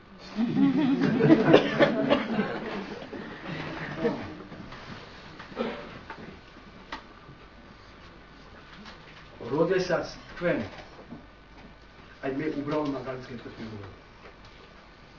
თავის დროზე მე მინდოდა პიანისტი ყოფილიყავი. და ვინაიდან ძალიან ძალიან დავიწყე მუსიკა. ვიცოდი რომ უნდა ძალიან ბევრი მემუშავა მეკვა დამეკვა ხო და უკრავდი 8 საათიც მინიმუმი იყო 10 საათი 12 საათს უკრავდი ხო როგორ უკრავდი იცით რომ აი დაუკრავდი 2 საათს ზედიზეთ და მე 5 წუთში შესვენებას ვაკეთებდი მე კიდე 2 საათს უკრავდი მე კიდე მე უკვე იქიდან დავდივდი 8 საათსაკენ უკვე ცოტა დიჩუალებს ვაკეთებდი 8 საათს რო დაუკრავდი აი რო ვჩერდებოდი მე ხედავდი რომ სულ ნეტარებაში ეს მარტო ჩემი თვისება კი არა ყველას თვისება ეს არის კეთილდინება და 8 საათი იკითხე აი გადაბრუნით აი 8 საათი ერთხელ მეკითხე მაინც გააკეთე და 8 საათი რო წაიღე 8 საათს მე ცოტა ხაზეთი დაისვენდე 15 წუთი ისეთ რაღაცას განიცე ეს არ არის სასწაული მეგონა ეს არის მარტო გამორჩეულების ხვედრი არა ყველა ადამიანის ხვედრი არის ამერ 12 საათი იკითხე და 12 საათის შემდეგ დაისვენდე ნახეთ მე გადასაგეკნებათ აი ეს განცდა არის ის რაც ყველაზე ძვირფასია აი ის არის რომ ნეტარებაში გამონაწილეებს და აქედან უკვე ადამიანს ექმნება გემოვნება უკვე ადვილად ვერ გადაძლევს სიამოვნებისაკენ ეს ადამიანს უკვე იცის რა არის სისუფთავის გემოვნება და ნეტარის გემოვნება და მოვაკეთ რა ძართოდ მოვაკეთ უკვე იქით წუმპეში აღარ მიდის იმიტომ ის უკვე წუმპეთ ეჩვენება აი ეს არის შემეცნება Тогда возникает воля отрешиться от того, что грязно. ეს არის ნეტარების მიზანი. ამიტომ მათემ საჯარო დაიწყოს, როგორმე ამოგაგდოს და გადაგისროლოს უსტყურის იქით გადაგისროლოს ნეტარებაში. ამიტომ იწყებს პირდაპირ 9 ნეტარებას შემოდის ეს 9 ნეტარება უზარმაზარ და ეს 9 ნეტარება უნდა დიდი განცდა იყოს ადამიანებისთვის. მე მახსოვს ერთი 30 წლის წინ რო ვკითხულობდი 9 ნეტარებას, მე პიროვნებით ვკითხულობდი ამ 9 ნეტარებას. ეს დიდი განცდა უნდა იყოს ადამიანებში, ძალიან დიდი. ამ ნეტარებამ, ამ 9 ნეტარებამ უნდა გაგზავნოს, უნდა გემოვნება გამოგიცვალოს. ყველაფრის მიმართ უნდა გამოგიცვალოს. ეს არის მათე სახარების კითხვა. და არა ისე რომ 9 ნეტარება დაзнаем это наизусть всё, пошли дальше. Куда дальше идёшь? აქ უნდა იყო. წაიკითხე სახარება და აღარ ეკარებიან სახარებას. ჩვენი ამოცანა არის სახარება არ დავკარგოთ. ხალხი 20 წელს განმავლობაში აკითხავს სახარებას. ანთროპოსოფიის მიმდევრები. ეს არის მათი მინუსი ყველაზე მეტი. მე ბევრჯერ მithქვამს რომ ჩვენი ამოცანა არის. პირადად ჩემი ამოცანა, ესე გახდა რომ მე კი არ დამისახე ეს ამოცანა. ასე გამოვიდა თავისთავად. სახარება და ანთროპოსოფია. ანთროპოსოფია და სახარება. დაკარგვა ერთს, დაკარგვა მეორეს. დაკარგვა მეორეს, დაკარგვა პირველს. ასე ხდება. იმიტომ რომ მე გამომშრალები არიან, გამოწურულები არიან და მე რას ლაპარაკობენ, რაზე ხარჯავენ, ამიტომ არაკაცში მარიც. არქეტიპი შორს ამიყოს, იმიტომ რომ ეს პირველი ნეტარება გადავიარეთ. Сяунтара Блаженные просящие подаяния Святого Духа.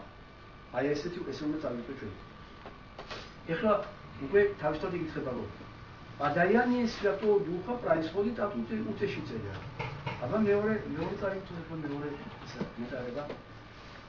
Блаженные перенесящие земные страдания самих в себе они найдут духовное утешение. А духовное утешение без утешителя не бывает. ეხლა ეს ელემენტარულია, როგორ ახლა ვინც ეს არ იცის, მაშინ უნდა მოისმინოს ის გამოლექციები, გამოგეშედოზე, რომელშიც რასაც ლაპარაკობთ, ხო? ჩვენსა და მათ ხوار შორის არის მხოლოდ ერთი ფიზიკურად შუალედური რგოლი, ანუ მომტანი მაცხოვრის ნებისა და აზრისა, ეს არის მამულეშები. სულიერად ეს არის წმინდა მიქაელი, ხო? სულიერ სამყაროსა და ჩვენ შორის არის წმინდა მიქაელი. მაგრამ ზეცასა და ჩვენ შორის არის მიქაელი, ტიშოპერი, მამულეშებელი, ოზენკრაიცელი და მე ჩამთვალ всем великих посвященных, которые носят именно дух утешителя. ამიტომ მეორე ნეტარება პირდაპირ მიათითებს, მიანიშნებს სულიწმიდის მატარებელს. მამულეშებელს, ამიტომ სიტყვა უტეშენიერი შემთხვევით არ არის იქო ზის სიტყვა, მეგობრებო, ესე ჩვენ ახლა ვიცით რომ სახარება ისე იწერება რომ ყოველ სიტყვას თავისი უზარმაზარი დანიშნულება აქვს.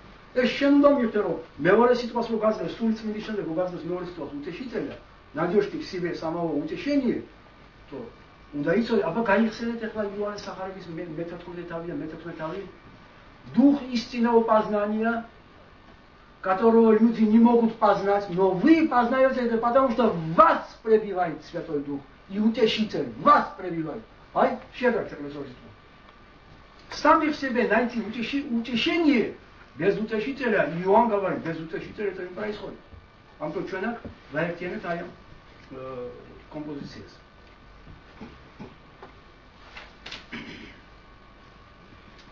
ეს ორი ნეტარება რო წავიკითხეთ, ეხლა წავიკითხოთ ორი ვაი. ანუ სიამოვნების სფეროდან გამოდის. აქ ღმერთი ამბობს რომ ნეტარების საპირისპირო გორე вам და 9-ჯერ გეუნება გორე вам. უბრალოდ 8-ჯერ გეუნება და მე-9-ჯერ თავის თავს გულისხმობს ვინც მის მას არ გახდა. აი ეს კომპოზიციური შესანიშნავი ჰარმონია სწორედ ამაზე მიგვანიშნებს. ვინც ნეტარებაში არ არის, ის არის ვაის სფეროში. სფერა გორა, а здесь сфера блаженства. ეს უპირისპირდება აი იმ სფეროს. გავახსენებ სიტყვას. Кто не со мною, тот против меня. ელემენტარული. ჩვენ თუ ჭეშმარიტებას ვაფუძნებთ, ვინც ჩვენ არ აგვაღიარა, ის აი ამ ჭეშმარიტების წინააღმდეგ მიდის, იმიტომ რომ სიმართლე არის თუ არა, ოღონდ თუ სიმართლე არის. ჩვენ ამას წავიკითხავთ მე-9 ნეტარებაში. ახლა სპეციალურად კი არ მოხდა, ესე მოვიდა, მე-5 თავმა მოვიტანა ეს ჩემი ის არ არის მეგობრებო. არ ვფიქრობ რომ მე რაღაცას განგეპროკეთებ. არასოდეს განგეპარებსო. უბრალოდ ტექსტით მიყვე. როგორც მე-4 თავი რო გავარჩიეთ და 22 თავი, ხო? 23 თავი იწყება არაჩვეულებრივი სიტყვებით. ნუ ეს იცით როგორი სიტყვები არის, უბრალოდ მე ბელჯემის კონსტიტუციაში სახარებაში სიტყვა რო არის, თუ ჩვენ ესე წავიკითხეთ, რომ ეს იყო პირველ საუკუნეში. და მე სხვა რაღაცები არის, ეს არასოდეს წაკითხვა სახარებას. სახარებაში რაც წერია, ის იყო მაშინ, ის იყო 10 საუკუნის შემდეგ, ის არის ეხლა და ის იქნება სულ მუდამ მეგობრებო. აბა გაიხსენეთ აპოკალიფსის ფინალი. Иоанн ამბობს რომ злой пусть делает продолжает свое злое, добрый человек будет делать опять доброе. ფინალში ამბობს ამას. რაც პირველ საუკუნეში იყო, იგივე არის ყველა საუკუნეში მეგობრებო. აი აქედან თუ დავიკითხავთ, უკვე ჩვენ სწორად გესმის რაზეა ლაპარაკი და მე რამდენიმე მაგალითს მოგიყვანე. რაიკინის მაგალითს მოგიყვანე. აი гротескულ ფორმას ვიღებ მე, специалურად რომ კარგად გამიგო. На учительском месте Моисея сидят учителя Писания и фарисеи. На место львов всегда сидят ослы. ასე არ არის? დღეს ლიზის წარმართლობაში სადაც გინდათ გაიხედეთ. место львов всегда сидят ослы. სახარება გეუბნებს. მაგრამ ეს ყოველთვის ეგრეა. На место львов всегда будут сидеть ослы. Всегда.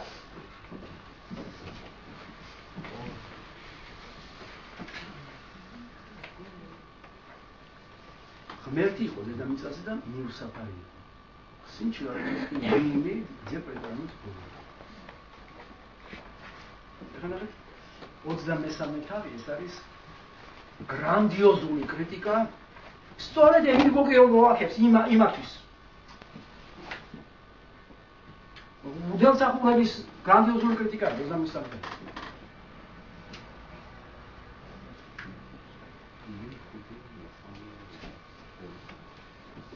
ეხლა აქ მე უბრალოდ თავად მივჩემ და თუნდაც ამას მე ვერ დავამთავრებ, ერთი კარგი ქვია. ეს 10 ლექციები დავამთავრებ. და გამოვკვეთო რა. ყველაზე მთავარი მინდა გამოვკვეთო.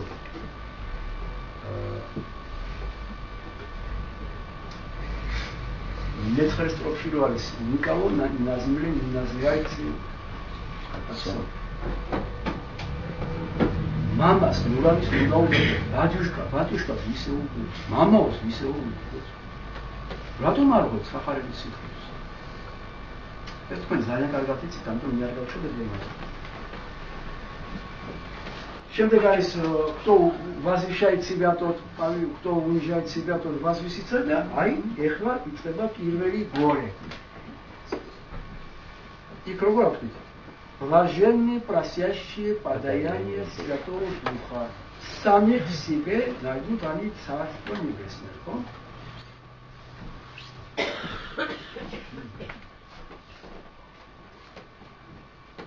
Горе вам, учителя Писания, фарисеи, лицемеры, затворяете Царство Небесное, сами не идете. И другим запрещаете. Გადაკეთეთ იმის მაგერად რომ თქვენ არ მართოთ, თქვენ მიაწოდოთ სული წმინდა. თქვენ მიაწოდოთ ის ჭეშმარიტება, რომელიც ადამიანს აიყვანს საგასასუფეველში, ეს საგასასუფეველი გადაკეთეთ. არ თქვენ შედიხართ, არც ხოს უშობთო, ამის ზუსტი პარალელია ეს. ეს არის პირველი ვაი. რატო ხდება ეს? იმიტომ რომ ისინი ყველაფერს არღვევენ და მეორე ვაი სწორედ ამაზე მეტყველებს გახლავთ блаженные перенесящие страдания сами в себе найдут они утешение через утешителя. Ჩვენ ასე შევავსეთ ამ სიტყვაზე, აქ არ პირდაპირ ეს ფოთორია. Горе вам, фарисеи, лицемеры, поедаете дома. Ара? Да, ქრივი ქალების და ქრივი ოჯახის ისე მთელ ავლადიდებას შთანთქავთო. ნაცვლად იმისა, რომ მოუტანოთ მუგეში ძარცვათ ამბობს, ხო? აი ეს ორი პარალელი არის ზუსტად შეესაბამება, იმიტომ რომ იმის მაგერად რომ შენ ადამიანს მოუტანო ართმე იმას, რაც აქვს. Достояние вдовы это выпоглощается. Насколько имеется моутану ადამიანს ის ნუგეში ის სულიერი საბოძვარი, სულწმიდი საბოძვარი, თქვენ ძარცვა. Насколько იმეცა რომ მიუტანოთ, ხო? და პირდაპირ პარალელია. უნდა მიუტანოთ, აქ არის ძარცვა. და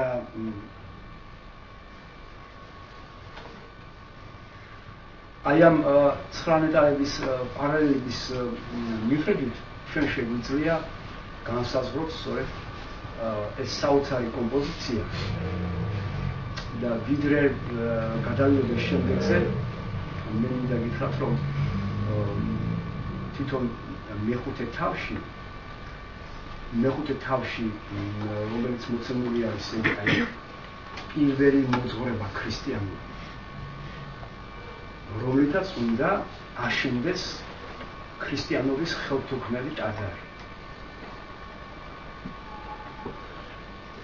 მინდა რომ მოვასწრო ეს საქმეა და მე ესე იგი არ დავჭირდა რომ გავდეთ შემდეგ გავარჯო.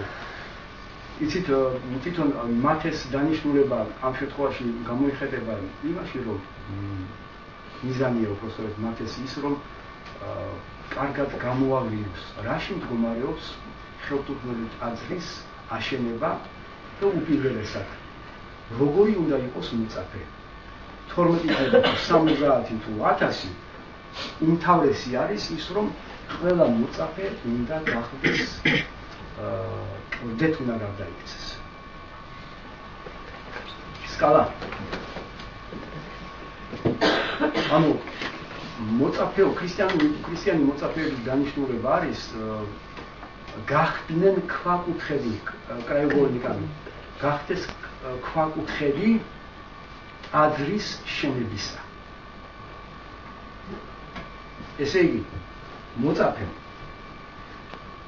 იმდენ უნდა შეძლოს რომ უნდა გახდეს კამენ ასნოვი ქვაკუთხედი უნდა ჩაიდოს ქვაკუთხედი ეს თვითონ უნდა გააკეთოს თვითონ მოწაფემ უნდა გააკეთოს ესე იგი ჭეშმარიტმა ქრისტიანმა უნდა შეძლოს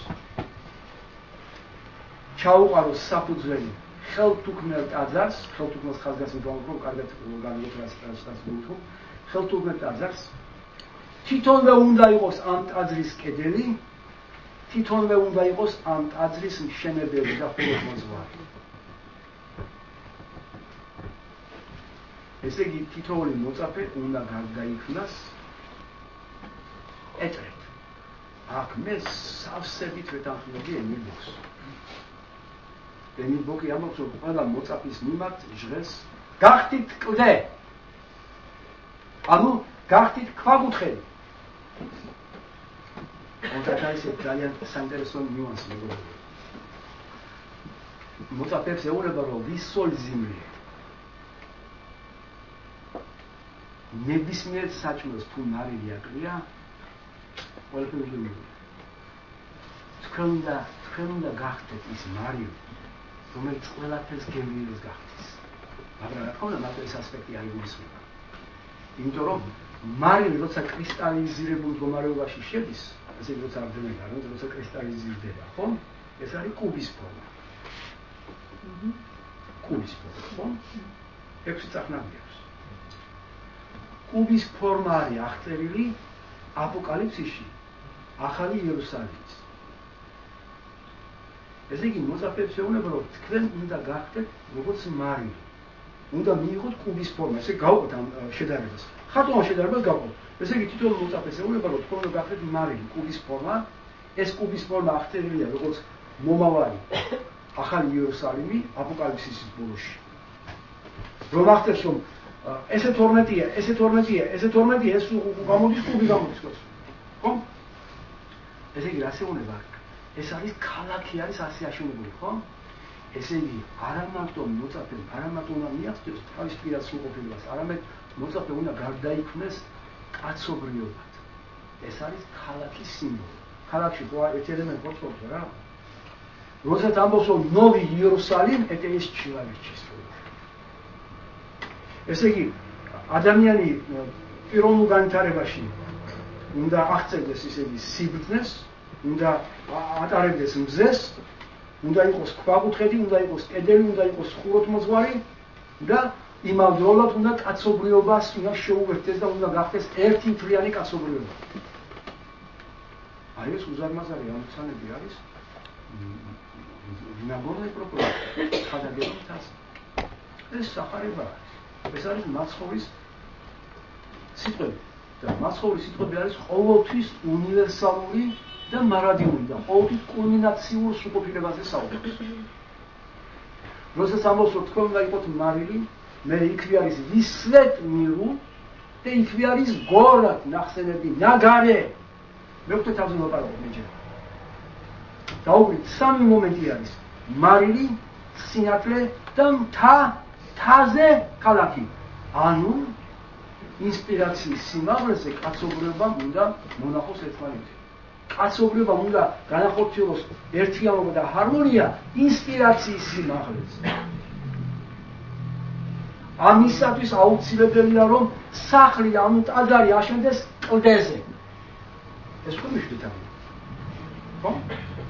ესე იგი ფაქტურად მაცხოვარი მოუწოდებს, რომ თქვენ სულყოდანი უნდა გახდეთ როგორც კლდე, როგორც საძირკველი. ესე იგი ფაქტურად აქ საუბარია, რომ ეტრე უნდა გახდეს ყველა. ამიტომ ჩვენ უნდა შევეცადოთ, რომ გავხდეთ ეტრეს ნაირი. იმდენად, რამდენადაც ჩვენ შეგვიძლია ესა თუ ის ნეტარება განახორციელოთ. ფაქტიურად მეხუთე, მეექვსე, მეშვიდე თავში მოცემული არის მთელი დუმალ-მეწყვილება.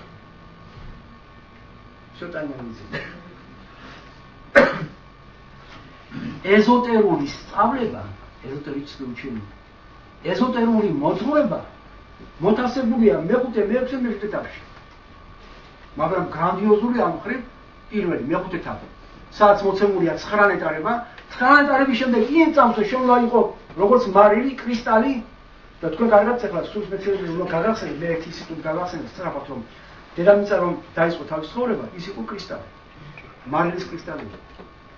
მაგრამ მარილის კრისტალი მეტამორფოზებში გადადის ოქროს კრისტალად. მე ჩემსაც ვარობ, ჩემმა ვარობ, ეს არის აპოკალიფსისი. გოროთ ვეს ის ზოლოტა, ულიცი ზოლოტა, თვითონ ყველაფერი და მზე აღარ ჭირდებაო. რატომ? მზე შიგნით აგავს უკვე. შიგნით აგავს მზე უკვე.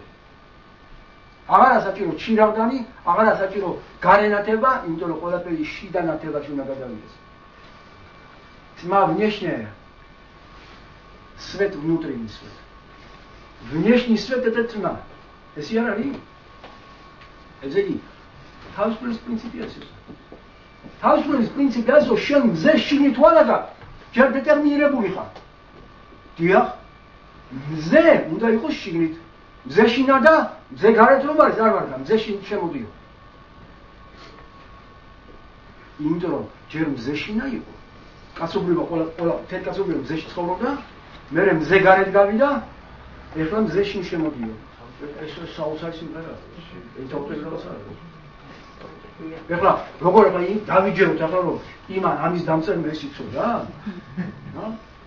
თუ მისტერიებიდან მოდის, მაშინ დავეთანხმებით რომ ეს მარტო დიდმახსოვდასხმულმა იცის რომ ოდესღაც მზეში იყო ყველაფერი, მერე ძიდან გამოდის ეს პლანეტები კაცობრიობა სუპერნოვაი გამოდის და მზე გარეთ გავა. მზე გარედან ანათებს, ხომ? ეს არის მისი დეტერმინირებული მდგომარეობა. მე ამიტომ გამოვიდი რომ დეტერმინირებული მდგომარეობა ეს აბსოლუტური გადასალახარი არ არის. დეტერმინირებული როცა შენ სცენარეს აყაროს გარეთ უყურებ. დიახ, ეს შენი დეტერმინირებული მდგომარეობა. რაც კი რამ გარეთ არის, ყველაფერი მეტყველებს შენს детерминирებაზე. Понятно? То, что во внешнем мире ты видишь, это есть состояние твоего детерминического состояния, детерминированного сознания. Когда вот то, что вовне ты видишь, это все, когда будет внутри, тогда детерминизм испаряется. Это условие свободы. Амистус даитря, так что философия. Шен здесь гарит угреб, хо? Шин хеда? Вера. Шогам здесь вера хеда, хо? Вот устали росо. Вот шен здесь шин дай нахал. Вот шен исетиве зустад исетиве злиери хеби, როგორც გარემზე არის, როგორც შენში როცა არის ეს მზე, მაშინ შენ დეტერმინირების ძალიან დიდ საფეხურს გადალახავ.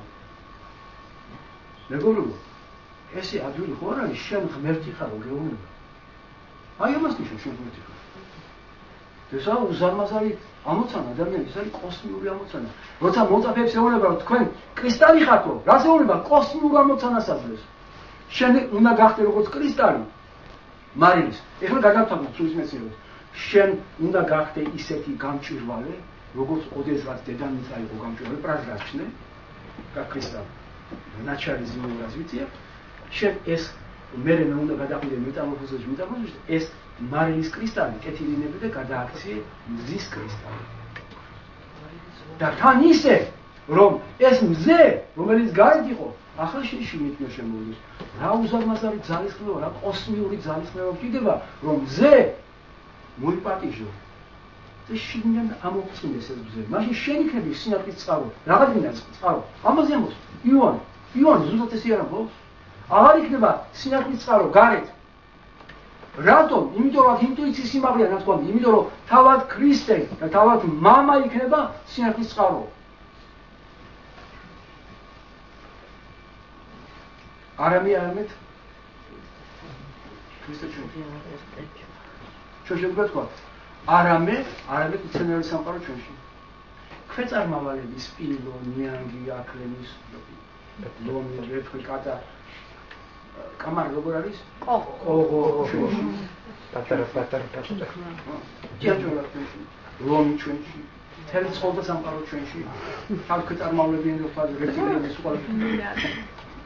სცენარები, ვარდები, იები, ვარდსა და იას, რუსთაველის ვარდისა და იას.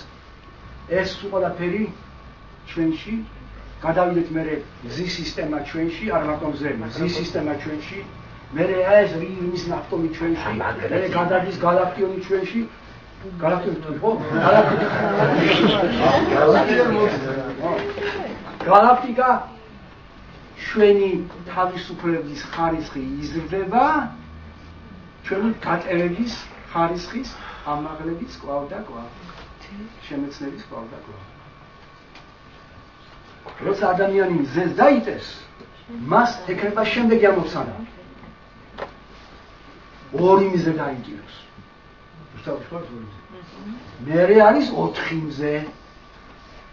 სულის მეცნიერება არ გაკმარა 4 მზე. გეუბნება რომ რაც კი რამ 12 ზოდიაქოს შემოწდება, ანუ 12 ზოდიაქო ხომ მთელი ცენტრია, მთელი ყველა ვარსკვლავის ხომ?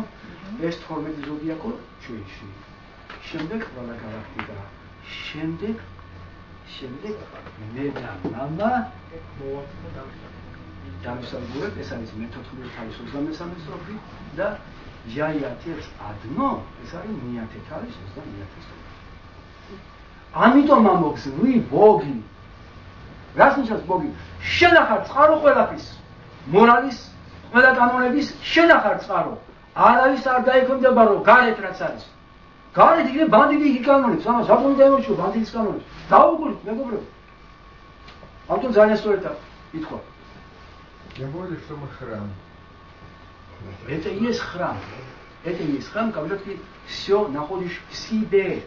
თავისუფლების ფილოსოფიის ამოცან არის, რომ ფილოსოფიურად აგიცნას, რომ თუ შენში არ არის აი ეს ადამიანი, ეს შენში უნდა იყოს. აბა რას ნიშნავს? ჩილავიქს თამაში ჩილავიქს. ყველა ადამიანი უნდა შემოიწერებოდეს შენში. ჯერ ფილოსოფიურად, უკვე აზრით მესმის, რომ ჩილავიქს თამაში ჩილავიქს, გასაგებია ხო? მე უნდა შევდგეთ განხორციელებას. ინკარნაციაში განხორციელებას, ხო? ხედავთ მეგობრებო, ინკარნაციის გარეშე ყველაფერი არის მაპატიეთ რა, არა მარტო утоპია. არამედ საერთოდ არასებული ფანტაზია და უკვე უგუნურება. ქრისტიანობა არ არის უგუნურება.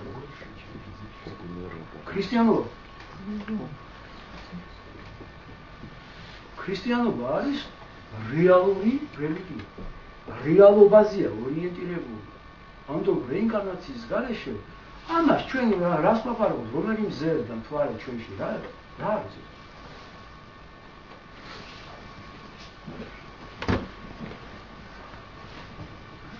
ქალაქი რომელიც სულ ოქროა. ყველაფერი ოქროსია. სინათლის წყარო არის ინტუიციურად მოწოდებული. ანუ არის მაცხოვარი და არა რაიმე ჩირავდანი სინათლის წყარო. უკვე სინათლის წყარო არის პიროვნება, პერსონიფიცირებული არის მოწოდებული. ეს უკვე ინტუიციის სიმაღლეზე არის, ინსპირაციაზე ასული ადამიანი ხდება ინტუიციის იმაგინაციას.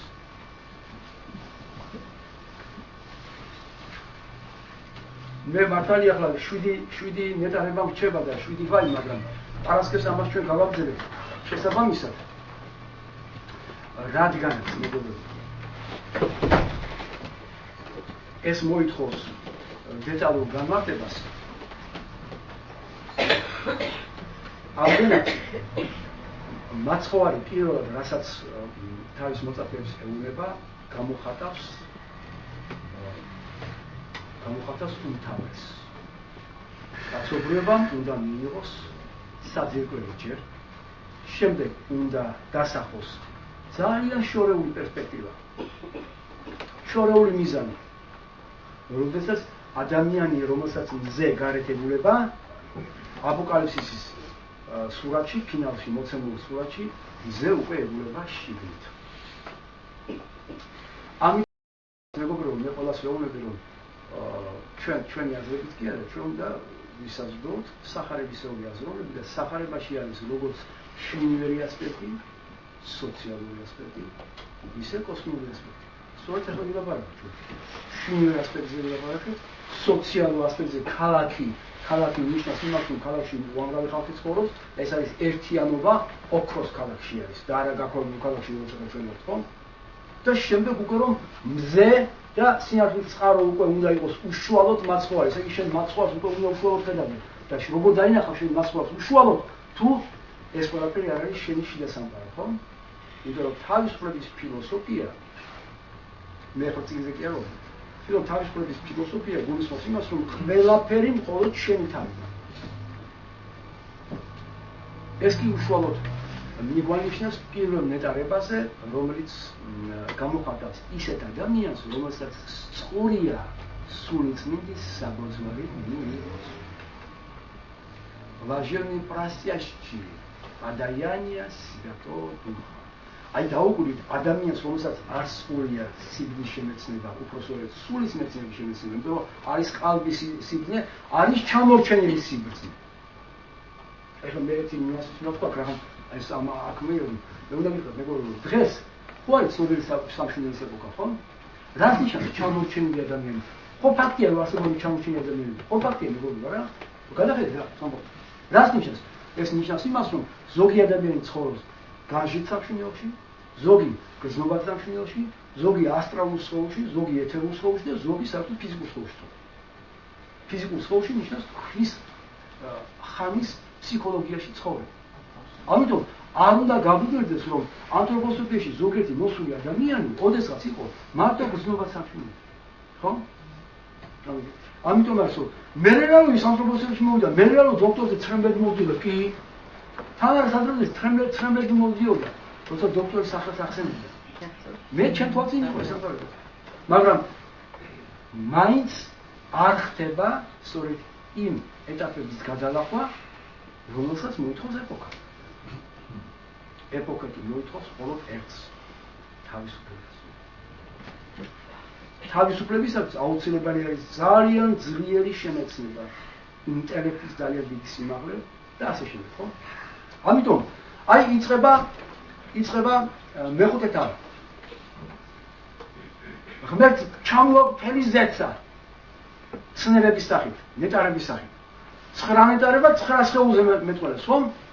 აბა შეხედეთ მეგობრებო, პირველი ნეტარება ფიზიკური სხეულისა, სიამოვნება ფიზიკური სხეულის.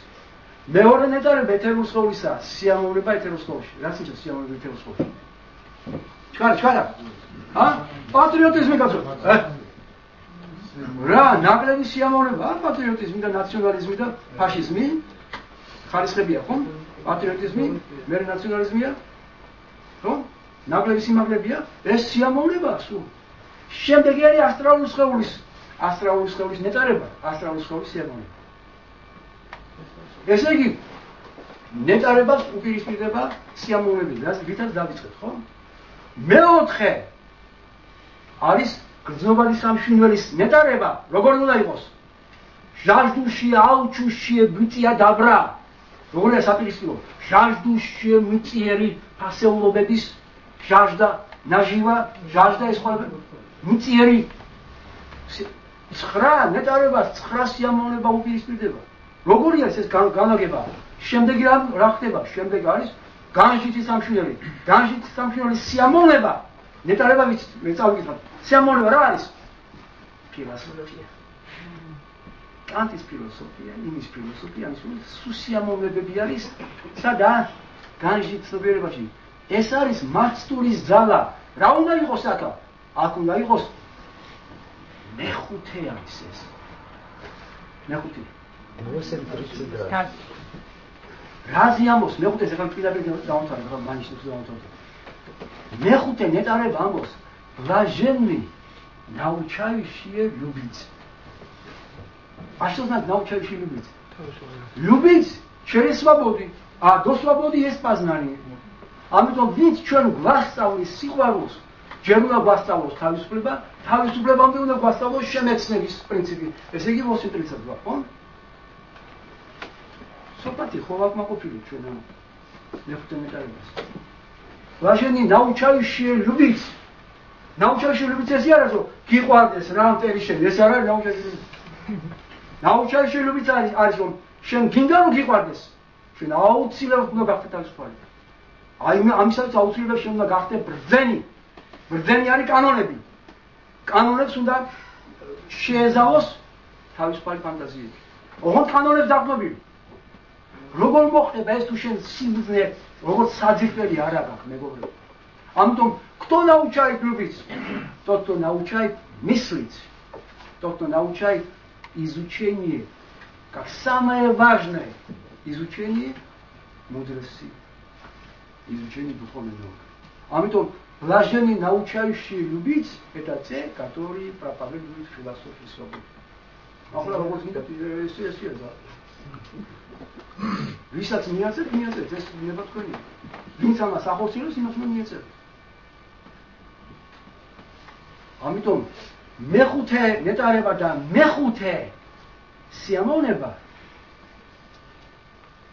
ფილოსოფიური უდაბნოები და ფილოსოფიური ლაბირინთები შედიან, ეს სულ არის განშითი სამშვილდელის ის ვერაფერია.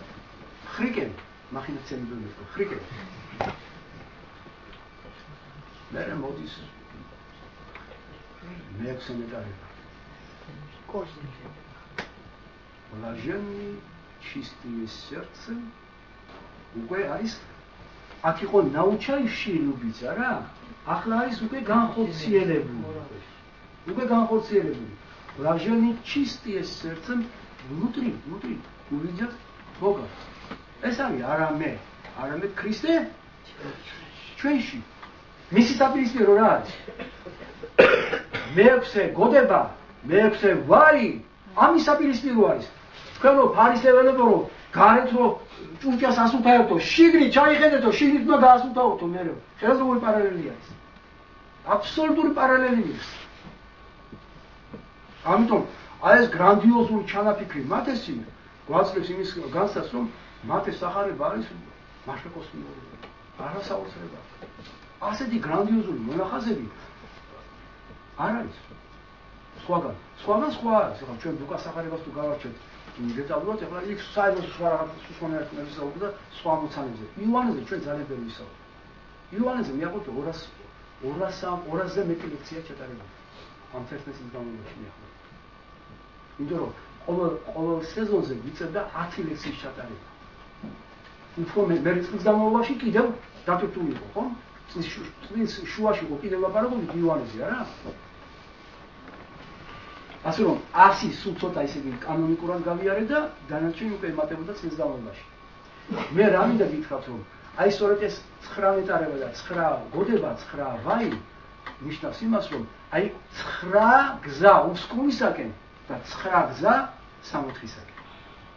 აი მათეს ისე გრანდიოზული აზროვნება და ამოსავალი წერტილი არის 8:32 ხოლოდ 8:32-ის წყალობით შეიმეცნე ჭეშმარიტება და ჭეშმარიტება და არა სხვა რამე. ჭეშმარიტება არ არის ბუდიზმში უკვე. არ არის კრიშნაიზმში, არ არის არსად. არც რელიგიაში, არც იმაში არსად არ არის. არ მიყვნოთ რა, არც ქრისტიანულ თემში. არც ეკლესიაში. არის მხოლოდ ანთროპოსოფიაში. იმიტომ რომ ანთროპოსოფიაში არის თავისუფლებისაკენ მიმავალი გზა. მაგრამ როგორც გითხარით, ეს არის სკოლა, დაბალი კლასის სკოლა, რომელიც როგორც საფუძველი აუცილებლად დასავლელია, ხო? ამაზე ჩვენ ვილაპარაკებთ. ეხლა ჩვენ ვამბობთ რა არის ნამდვილად 8:32-ის გამახორციელებელი ძალა. ეს არის სიბრძნის ჭეშმარიტების შემეცნება. და სიბრძნის ჭეშმარიტების შემეცნება მიიყვას ადამიანს თავისუფლება. 9 ნეტარებას უპირისპირდება 9 სიამოვნება, რომელსაც კაცობრიობა მიყავს ფართეგზით მიყავს უცხოისაკენ. მეგონო, მე ძალიან ვთქვი, ძალიან კრიტიკულად გაიაზრეთ ეს ყველაფერი, რომ ერთხელ და სამუდამოდ გადაწყვეტს თქვენთვის აი ეს უმთავრესი შეფასება, ეს კოსმიური შეფასება. 9 ნეტარება არის 9 ადამიანის 9 სხეული. და მისი 9 წნები.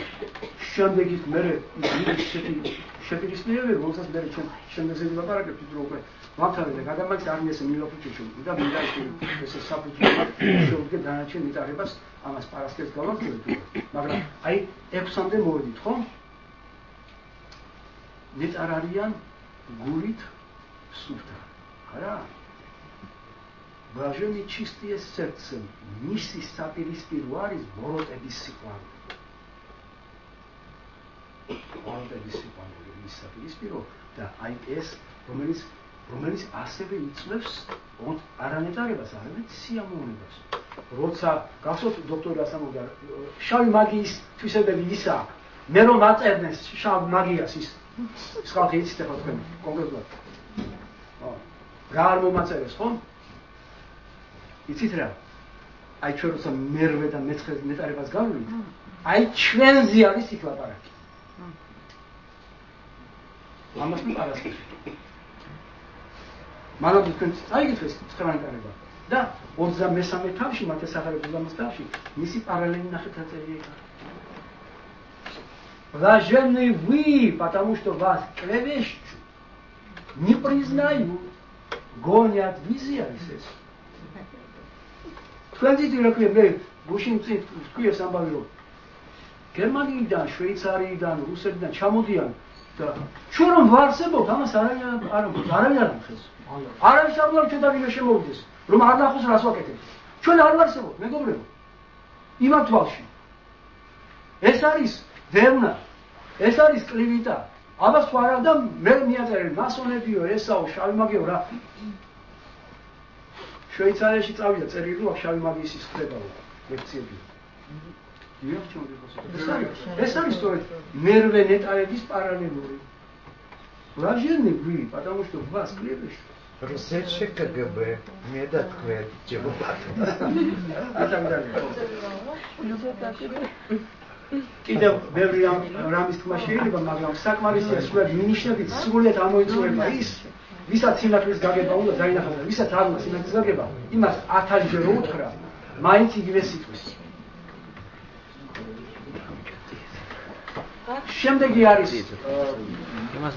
სხვა სხეულების ნეტარება და მისი პარალელური ხაზები, მისი პარალელური დახასიათება და საბოლოო ჯამში ჩვენ ყოველთვის ვნახავთ, როგორც აქამდე გავიარეთ 22 თავამდე რომ გავიარეთ, ჩვენ ხედავთ რომ ერთი უმთავრესი პრინციპი არის მათესახარებაში, ეს არის თავისუფლების პრინციპის დახასიათება, თავისუფლების პრინციპის პირობები, გზები დასახულია ყველაფერი და ადამიანს რჩება რა გაიაზროს რა არის თავისუფლება, გაიაზროს რა არის გზა თავისუფლების დაკეცვა და თანდათანობით განახორციელოს მრავალ ინკარნაციაში. თუ ვინმე სურს ერთ ინკარნაციაში ამის ყველაფრის მოსწრება, მაშინ კეთილინებოს გააკეთოს ის, რაც აუცილებელი არის. ჩვენ ამაზე ვილაპარაკეთ დღეს, მაგრამ ეხლა ერთი სიტყვით გეტყვით რომ ის რიტმი, ყოველდღიური რიტმი არის აუცილებელი. ეს კი ძალიან ძნელია. იმიტომ რომ თუ ჩვენ თავისუფლებას გავითვალისწინებთ და გავითვალისწინებთ რა უნდა გავაკეთოთ, ეს ორი რამ შეუთავსებელი ხდება. კარგი, შემოგვიფასებია. მე მინდა ჩვენი საუბარი დღეს დავასრულო აი ასეთი სიტყვებით. 9 ნეტარება ჩვენში ფიზიკური მზე თავისი სულიერი არსებებით და მთელი მზის სისტემა მზე გარეთ რომ არის ეხლა მზეში უნდა შემოვიდეს 12 ზოდიაქო და ყველა ვარსკვლავი და ყველა სამყარო მინერალური, სცენარიული, ცხოველური, ადამიანური სამყარო ყველაფერი ერთ ჩვენიერ დღეს ჩვენ უნდა დავინახოთ ჩვენს საკუთარ მარადიულ ნეში. ამას ნიშნავს უკვე ქრისტეს განხორციელებას ჩვენში. ეს არის პავლეს სიტყვები უნივერსალური, მარადიული სიტყვები, იმიტომ რომ ეს ნიშნავს მარადიულ ამოცანას. არამედ ქრისტე ჩემში ნიშნავს კონკრეტულად განახორციელებას. მთელი მაკროკოსმოსი ჩვენში. მაშინ შეიძლება ითქვას, რომ მე და მაკროკოსმოსი ტოლობის ნიშნავს გავავლენ ერთია. Я и отец одно, ეს არ არის მარტო ქრისტეს სიტყვა, ეს არის ადამიანის მარადიული მეს სიტყვები. და ამიტომ ძალიან კონკრეტულად მე-14 თავის მე-12 სტროფი რო აიღოთ საქმეს, რომელსაც მე ვიქ თავადაც იქ. მე და მამა მოვალ და დავისაუბროთ ეს აქ ყველაფერი ჩასულ. მამა ყველაფრის წყარო, შვილია ყველაფრის შემოქმედი, სულიწმინდა ყველა საბოძვარს რო გაცლეს. ამიტომ პირველი ნეტარების სიმაღლეზე უნდა ავიდეთ ჯერ. პირველი ნეტარი. Блаженный просящие подаяния Святого Духа. ეს არის გარანტია იმისა, რომ ოდესღაც მთელი სისავსი განხორციელდება არამედ ქრისტეს.